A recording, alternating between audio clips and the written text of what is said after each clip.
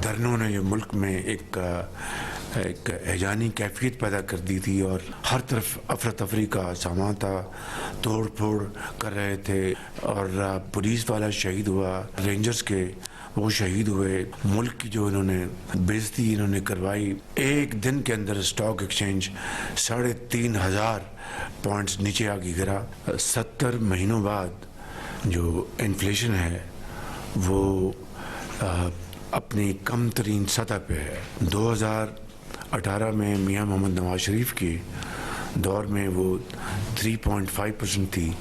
अल्हम्दुलिल्लाह इस महीने में ये 4.9% पहुंची है। ये अल्लाह ताला का बड़ा एहसान है। It is beyond imagination. 70 माह बाद मुल्क में महंगाई की शरह में रिकॉर्ड कमी हुई है।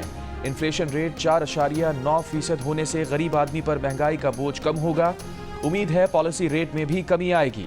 वज़ीर आज़म शहबाज शरीफ का काबीना इजलास से खिताब। कहा, पिछले दिनों इस्लामाबाद की सड़कों पर धरनों, अफरा तफरी और तोड़ फोड़ से जो हिजान पैदा हुआ, उससे एक दिन में स्टॉक एक्सचेंज 3,500 पॉइंट्स नीचे आई। लेकिन डी चौक के साफ होते ही स्टॉक एक्सचेंज ने बाउंस बैक किया, जो साबित करता है कि नीयत साफ हो तो मुस्बत नताइज आते हैं। वज़ीर आज़म की कौमी एयरलाइन पर यूरोपीय यूनियन में पाबंदी ख़त्म होने पर अवाम को मुबारकबाद। कहा, कौमी एयरलाइन की बिडिंग में जहां और कमज़ोरियां थीं, वहां एक ये भी थी कि सारे रूट्स तो बंद हैं, एयरलाइन ले लें तो उड़ाएंगे कहाँ। वज़ीर आज़म के मुल्क से चीनी की अफगानिस्तान स्मगलिंग रोकने पर पाक फ़ौज को खिराज तहसीन।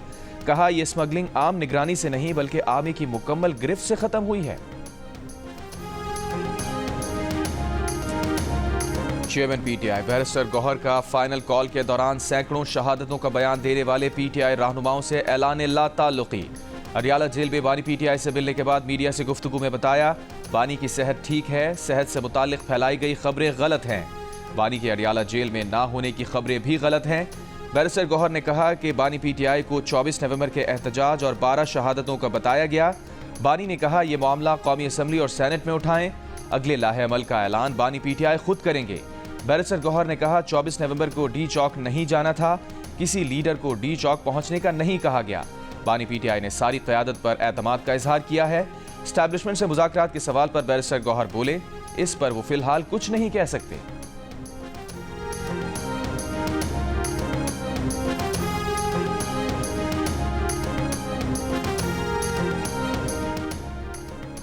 पीटीआई रहनुमाओं का बैरिस्टर गौहर और सलमान अकरम राजा समेत दीगर मरकजी क़यादत के खिलाफ वाइट पेपर बानी पीटीआई को भेजने का फैसला। ज़राए के मुताबिक कोर कमेटी मेंबरान ने मरकजी कायदीन को कशीदगी का जिम्मेदार करार दिया। पीटीआई कायदीन का मौक़िफ़ है कि बैरिस्टर गौहर ना ग्राउंड पर थे, ना ही कायदाना किरदार अदा किया। पीटीआई के लोगों पर FIR हैं, लेकिन बैरिस्टर गौहर हर बार बच निकलते हैं। हलीम आदिल शेख ने कहा कि बाकी सब पर FIR, लेकिन मरकजी क़यादत आज़ाद है। अली मोहम्मद खान ने ऑडियो बयान में कहा, पार्टी की मरकजी क़यादत मुज़ाकरात में मसरूफ़ थी।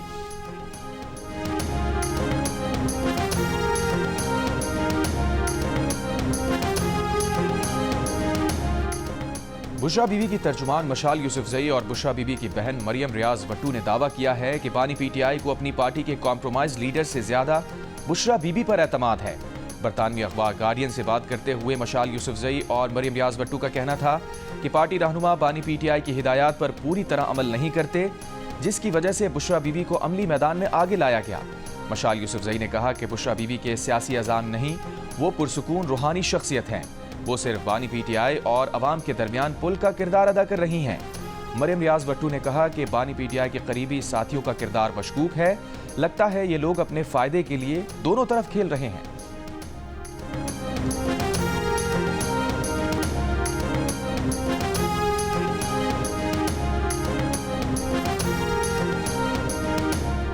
पीटीआई रहनुमा शेर अफजल मरवत ने कहा है कि बुशरा बीबी की बहन और तर्जुमान की तरफ से जो बयानिया आ रहा है, उस पर पार्टी क़यादत के संजीदा तहफ़्फ़ुज़ात हैं।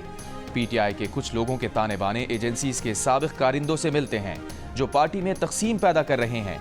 जो ज़बान इस्तेमाल हो रही है, उससे क़यादत में बहुत मायूसी और बेबसी फैल रही है। हर वक्त के ताने, शिकवे और इल्ज़ामात लोगों का हौसला तोड़ रहे हैं। प्रोग्राम आज शाहज़ेब खानज़ादा के साथ में गुफ्तगू करते हुए उन्होंने मज़ीद कहा, इन बयानात पर बानी पीटीआई को मुदाखलत करनी चाहिए और इन चीज़ों को रोकना चाहिए। हमें ऐसे बयानात से बड़ी तकलीफ हो रही है। قاسم خان سوری نے جو باتیں کی یہ وقت ان باتوں کا نہیں ہے، ایسی باتیں ہمارے حوصلے توڑنے کا سبب بن رہی ہیں۔ ہمیں ڈرنے اور دبکنے کے بجائے فوری طور پر پورے ملک میں احتجاج کی کال دینی چاہیے تھی، دوبارہ اسلام آباد جانا چاہیے تھا۔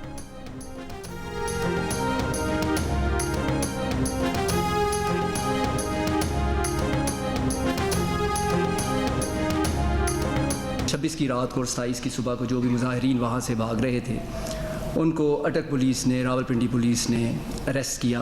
انکشافات ہوئے، جو بھی ریکوریز ہوئیں، میں کہوں گا انتہائی اسٹانشنگ اور ہوش ربا انکشافات تھے۔ 1150 ملزمان کا ڈیٹا بھیجا فار انالیسس، اس میں سے یہ 89 اس 1150 میں سے نکل آئے ہیں جن کا کوئی ڈیٹا پاکستان میں موجود نہیں۔ سارے بندے یہ انتہائی جو ہیں پروفیشنل، انتہائی ٹرینڈ، اور یہ وہ جو میں نے پچھلی دفعہ بھی کہا تھا کہ عسکری ونگ، یہ وہ عسکری ونگ کے انڈیویجولز ہیں۔ 24 نومبر کو احتجاج کرنے والوں میں 100 تربیت یافتہ شرپسند تھے۔ مظاہرین نے پولیس پر کیمیکل بموں سے حملے کیے، برازیلی ساختہ آنسو گیس شیل پھینکے۔ یہ شیل پاکستانی شیل سے 4 گنا طاقتور تھے۔ بلٹ پروف جیکٹس پہنے اور وائرلیس سیٹ سے لیس ان مظاہرین نے پولیس کی کمیونیکیشنز بلاک کر دی تھی۔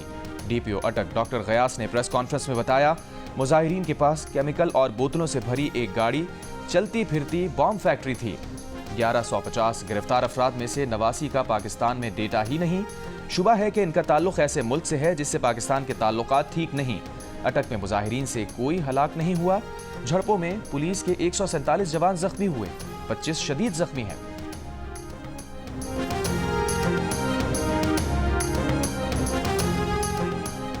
بانی پی ٹی آئی 5 اکتوبر اور 24 نومبر کے 7 مقدمات میں گرفتار۔ اڈیالہ جیل میں انسداد دہشت گردی عدالت میں ہونے والی سماعت میں پولیس نے مقدمات میں بانی پی ٹی آئی کی گرفتاری سے آگاہ کیا۔ 7 نئے کیسز میں جسمانی ریمانڈ کی استدعا نہیں کی۔ عدالت نے 28 ستمبر کو مظاہرین کو احتجاج پر اکسانے، 5 اکتوبر کو شنگھائی تعاون تنظیم کے اجلاس سے قبل اسلام آباد میں احتجاج اور 24 نومبر کو اسلام آباد میں احتجاج پر درج مقدمات میں بانی پی ٹی آئی کو جوڈیشل ریمانڈ پر جیل بھیج دیا۔ اڈیالہ جیل میں ہی 190 ملین پاؤنڈ ریفرنس کی سماعت۔ آج عدالت نے عدم پیشی پر بشرا بی بی کو گرفتار کر کے پیش کرنے کا حکم دے رکھا ہے۔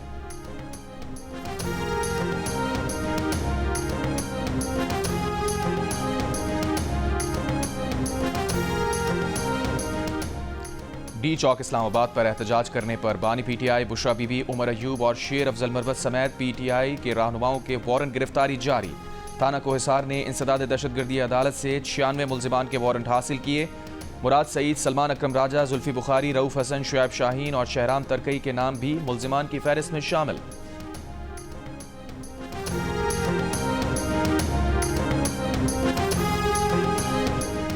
رہنما جے یو آئی حافظ حمداللہ نے کہا ہے کہ بار بار بانی پی ٹی آئی کے پاس جا رہے ہیں، وہ نئے الیکشن کی بات کرتا ہے۔ ابھی 1 سال بھی نہیں ہوا، نئے الیکشن کیسے کروائے جائیں؟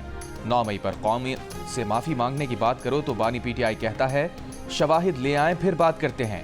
حافظ حمداللہ کا کہنا ہے کہ بانی پی ٹی آئی باہر جانے کو تیار نہیں۔ نون لیگ اور پیپلز پارٹی نے الیکشن میں وہی کیا جو وہ نہ کرنے کا کہتے تھے۔ پاکستان میں کسی بھی معاملے پر بریک تھرو ہو سکتا ہے۔ مشرف پہلے نواز شریف اور بے نظیر بھٹو کو ملک کے لیے سیکیورٹی رسک کہتا تھا، پھر مشرف ہی نے دبئی میں بی بی سے این آر او کیا۔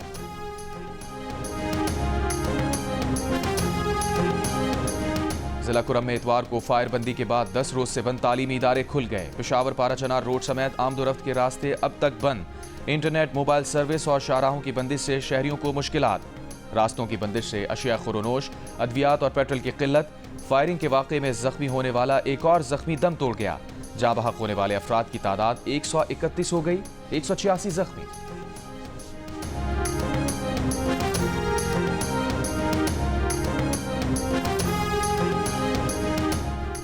گرینڈ جرگہ اگلے چند دنوں میں کرم کا دورہ کرے گا۔ صوبائی حکومت جرگے کو مذاکرات کرنے کے لیے سپورٹ کرے گی۔ وزیر اعلیٰ خیبر پختونخوا علی امین گنڈاپور کی گرینڈ جرگے سے ملاقات میں گفتگو۔ کہا گرینڈ جرگے کے ذریعے کرم کے معاملے کا پرامن اور پائیدار حل نکلے گا۔ صوبائی کابینہ کے اجلاس میں کرم کے مسئلے کے حل کے لیے حکومت کے لاہے عمل پر بریفنگ۔ وزیر اعلیٰ کے پی نے کہا مقامی عمائدین شرپسند عناصر کی نشاندہی میں تعاون کریں۔ ایسے عناصر دہشت گرد ہیں اور ان کے ساتھ دہشت گردوں جیسا سلوک کیا جائے گا۔ وزیر اعلیٰ کی آمد و رفت کے لیے شاہراہ کو محفوظ بنانے کے لیے اقدامات اور قلت کو دور کرنے کے لیے ہیلی کاپٹر کے ذریعے ادویات سپلائی کرنے کی ہدایت۔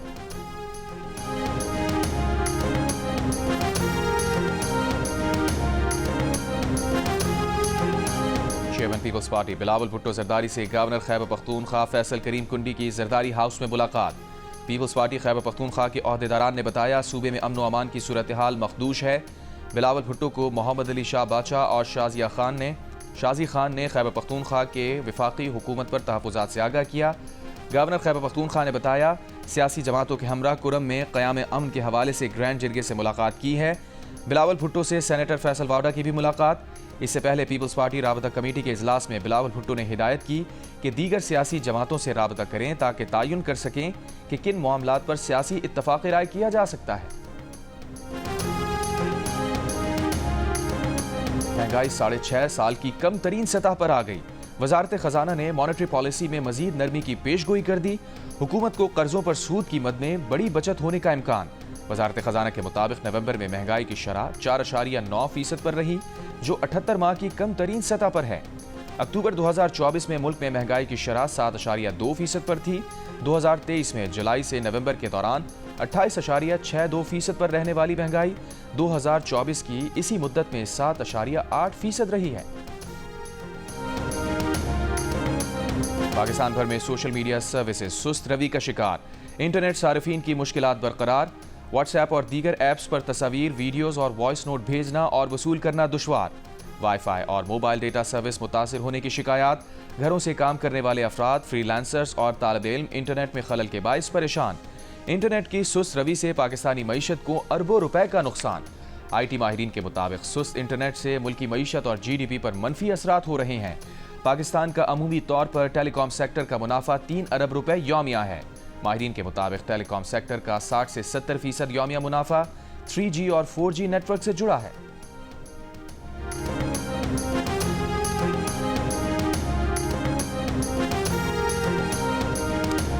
آئی سی سی چیمپئنز ٹرافی کا فیصلہ اب تک نہ ہو سکا۔ بی سی سی آئی کے سیکریٹری جے شاہ کا آئی سی سی کے چیئرمین بننے کے بعد معاملہ مزید لٹک گیا۔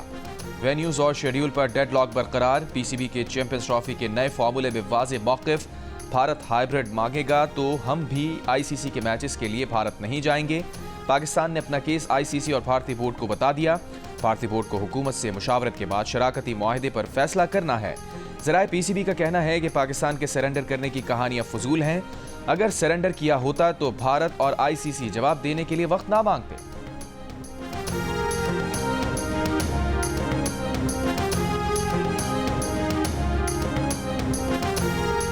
ورلڈ بلائنڈ کونسل نے بھارت سے ویمنز T20 ورلڈ کپ کی میزبانی واپس لے لی۔ ملتان میں ہونے والے کونسل کے اجلاس میں بھارتی ٹیم کے T20 ورلڈ کپ کھیلنے کے لیے پاکستان نہ آنے پر گرما گرم بحث۔ فیصلہ کیا گیا کہ حالات کی بہتری تک پاکستان اور بھارت کی میزبانی میں انٹرنیشنل ایونٹس نیوٹرل وینیو پر ہوں گے۔ پاکستان کے سید سلطان شاہ کو ورلڈ بلائنڈ کرکٹ کونسل کا دوبارہ صدر منتخب کر لیا گیا۔ دوسری جانب بلائنڈ T20 ورلڈ کپ کا فائنل آج پاکستان اور بنگلہ دیش کے درمیان ملتان میں کھیلا جائے گا۔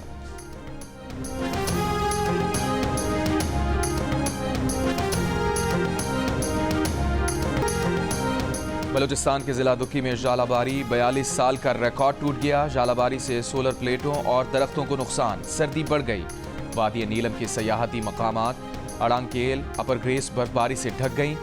سندھ کے شہروں میں صبح اور رات کے اوقات میں خنکی۔ کراچی میں آج سے وقفے سے تیز ہوائیں چلنے کی پیش گوئی۔ پیر کو سب سے کم درجہ حرارت لیا میں -8، سکردو گوپس ہنزا میں -3 اور کالام میں -1 ڈگری سینٹی گریڈ ریکارڈ کیا گیا۔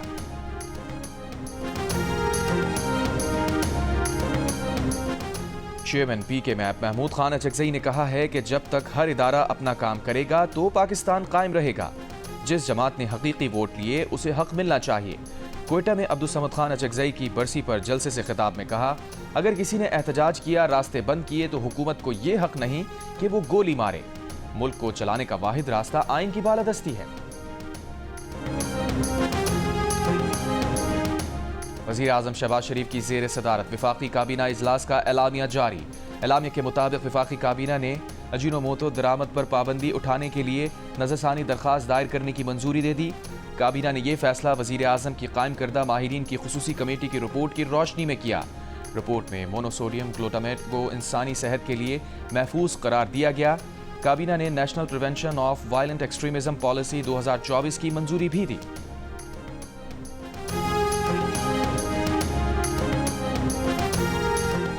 گورنر سندھ کامران رسوری نے کہا ہے کہ ضرورت ہے کہ پورے پاکستان میں ہم آہنگی پیدا کریں. اندرونی حالات یوں ہی خراب نہیں ہوتے, اس میں بیرونی ہاتھ ملوث ہے.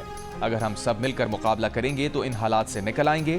لاہور میں میڈیا سے گفتگو کرتے ہوئے کہا, پاکستان میں ٹیلنٹ کی کمی نہیں, ہمارے ملک میں وسائل موجود ہیں, کام کرنے کی ضرورت ہے. میں گورنر خیبر پختونخوا ہوتا تو گنڈاپور کو چائے اور پکوڑے پیش کرتا.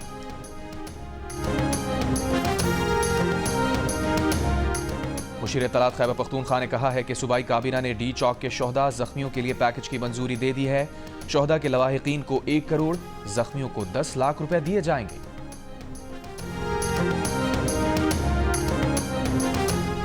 اسلام آباد ہائی کورٹ کے سابق جج شوکت عزیز صدیقی 3 سال کے لیے chairman national industrial relations commission تعینات. شوکت عزیز صدیقی کو 2018 میں اسلام آباد ہائی کورٹ کے جج کے عہدے سے برطرف کیا گیا تھا. سپریم کورٹ نے مارچ 2024 میں شوکت عزیز صدیقی کی برطرفی کو کالعدم قرار دیا تھا. لاہور کے علاقے مغل پورہ میں سسرالیوں نے مبینہ طور پر تشدد کر کے بہو کو قتل کر دیا. پولیس کے مطابق خاتون کو تشویشناک حالت میں اسپتال لایا گیا تھا, جہاں وہ دم توڑ گئی. سابق وزیر اعلیٰ مقبوضہ کشمیر محبوبہ مفتی نے کہا ہے کہ مندر کی تلاش میں درگاہ اجمیر شریف کی کھدائی کی کوشش کی جا رہی ہے. ڈر ہے ہمیں 1947 کے حالات کی طرف لے جایا جا رہا ہے. بی جے پی کا محبوبہ مفتی کے بیان کو ملک مخالف قرار دیتے ہوئے سخت کارروائی کا مطالبہ.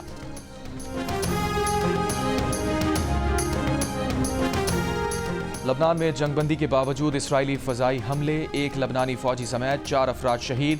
حزب اللہ نے جوابی حملے میں اسرائیلی فوجی اڈے کو نشانہ بنایا. اسرائیلی فوج کی غزہ پر بمباری جاری. گزشتہ 24 گھنٹوں میں مزید 50 سے زائد فلسطینی شہید. اسرائیلی حملوں میں اب تک 33 یرغمالی مارے گئے, کچھ یرغمالی لاپتہ ہو چکے. حماس کا بیان, کہا نیتن یاہو تمہاری احمقانہ جنگ یرغمالیوں کو ہمیشہ کے لیے کھو سکتی ہے. کر لو جو کچھ کرنا ہے اس سے پہلے کہ بہت دیر ہو جائے.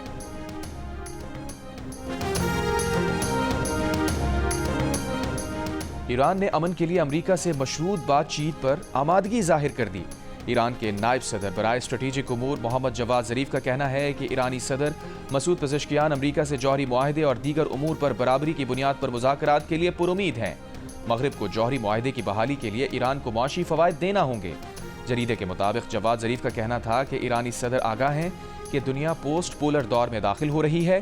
اس دور میں مقابلہ اور تعاون دونوں ایک ساتھ کیے جا سکتے ہیں.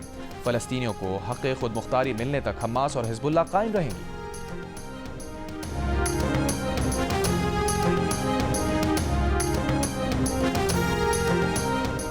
امریکی صدر جو بائیڈن نے اپنے بیٹے ہنٹر بائیڈن کو غیر قانونی اسلحے اور ٹیکس چوری کے مقدمے میں صدارتی معافی دے دی. نومنتخب صدر ڈونلڈ ٹرمپ نے ہنٹر بائیڈن کی معافی کو انصاف کا غلط استعمال قرار دے دیا. ساتھ ہی ٹرمپ نے اقربا پروری کی نئی مثال قائم کرتے ہوئے اپنی دوسری بیٹی ٹیفنی کے سسر مساد بولاس کو عرب اور مشرق وسطی امور کا سینئر مشیر نامزد کر دیا. 2 روز پہلے ہی ٹرمپ نے اپنی بڑی بیٹی ایوانکا کے سسر اور real estate tycoon Charles Kushner کو فرانس میں امریکہ کا اگلا سفیر نامزد کیا تھا. ٹرمپ نے 2020 میں چارلز کشنر کو 2005 کے مقدمے میں صدارتی معافی دی تھی.